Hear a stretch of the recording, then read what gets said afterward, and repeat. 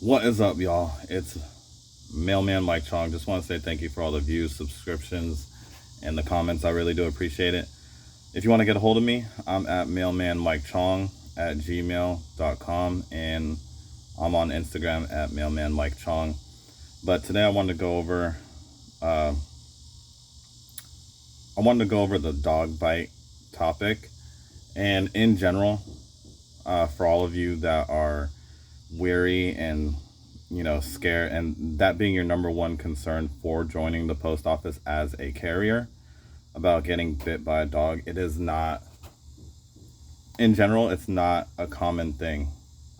Since I've been working at the post office, I've only seen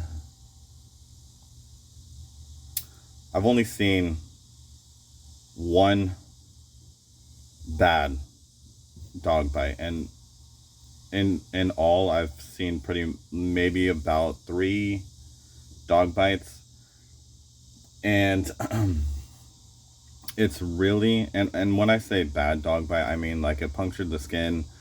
The guy was bleeding, but in all, it wasn't like there was no muscle ripped from the skin. It wasn't like anything crazy serious, or life threatening.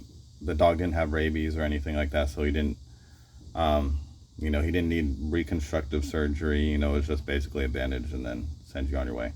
But definitely don't let that deter you from joining the post office, you being scared about being bit by dogs or anything like that. Because as long as you're vigilant and you're situationally aware, you should be fine. What do we do when we cross the street? We look both ways before we cross the street. It's the same principle, really, when you're a mailman and you're outside, or you have to go to a lot of different houses. It's just, you just want to stay vigilant. You want to, you want to be on your toes, be looking around, know when you see a dog that's running around the neighborhood that can potentially cause a problem or an issue for you. We do like to, sorry about that. We do like to have certain protocols and procedures in place to help prevent being bit by a dog. And one of those are carriers they're not really required, but they are highly advised to carry a satchel with you. And what is that going to do? It's going to be a barrier between you and the animal, and hopefully they'll bite onto that instead of biting onto you. Also, if a satchel is not readily available to you, or you haven't been given one, or they don't have enough, or whatever the case may be, we're also advised to use a mail tub, one of the big white mail tubs that you see all over the place in the post office. And honestly, that might even be a little bit better because it's harder for sure, and it's bulkier, it's a bigger target, and you'd be easily able to put that over the dog's head or something, give it a little kick, and then run back to your truck. But definitely don't be scared about getting bit by a dog. And also, honestly, with my experience, it's the littler dogs that you have to be worried about biting you than the bigger dogs. And I've been bit by both. None have been anything serious. None of them had punctured the skin.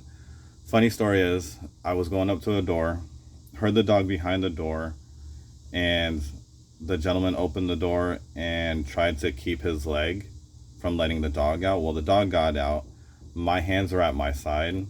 The dog came rushing out, and he was like sniffing me. He circled me, and then when he got around to my right hand side, my hands were at my side, and I wasn't trying to put my hands at him or let him sniff me at all, but he bit down on my hand, and then he let go right away.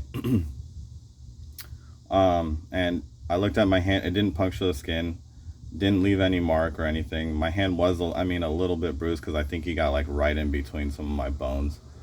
But the owner did was say sorry, and I really don't know what else he could have done other than say sorry. I mean, I wasn't bleeding or anything, so I mean, no harm, no foul. But it is something that you do have to report, because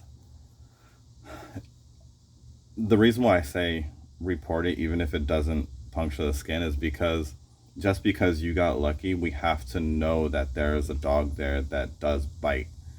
Because you might have gotten lucky, but the next person that goes to that door, the skin might be punctured, and then they didn't have any warning for that house. So, the proper procedure to take. Oh, let me rewind a little bit. So the satchel, the tub are some things to help avoid or prevent a dog bite. We also have dog pepper spray that's provided to you by your post office, and you can use that as well.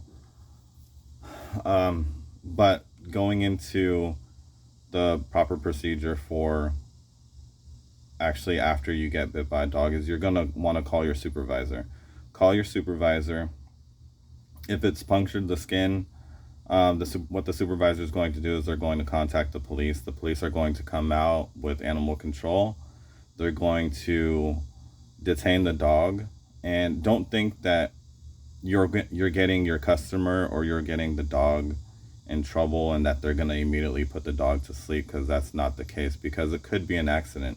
That you could be on their property and the dog's just protecting its property. So don't think that you calling your supervisor and them calling the police is going to get anyone in trouble. What they're going to do is they're going to come out, they're going to ensure that the dog doesn't have rabies. They're going to take a test. They're going to give the dog a rabies test and determine whether or not where it's going to go from there, and whether or not you need more treatment.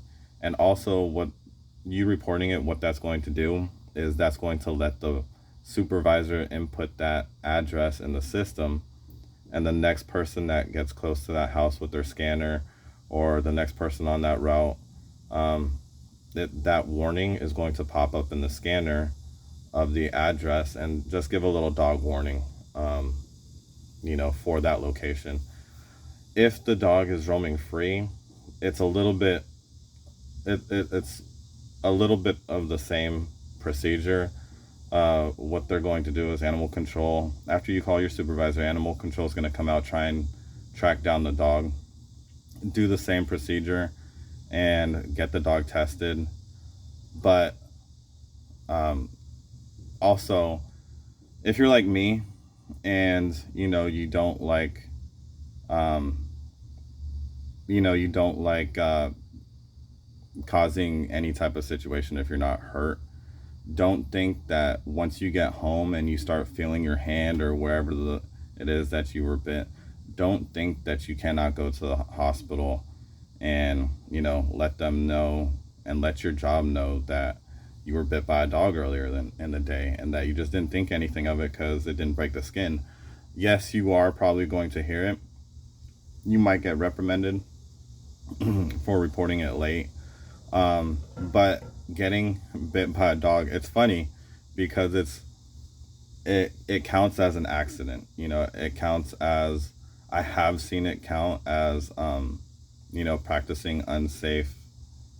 It's unsafe practice where, like, you're not paying attention, so where they think that you put yourself in that position to get bit by a dog. I know it's stupid, but I've seen it happen. So I'm just being honest with you guys and real with you guys, that I have seen the post office consider it an unsafe practice because you got bit by a dog. So, I mean, just take it for what it is. Don't be scared, because honestly, we all have encounters with dogs, but it's not something to be deterred of from actually applying for the job or even staying with the job, because believe me, dogs are the least of your concern for applying for the post office or even staying with the post office. So don't be scared.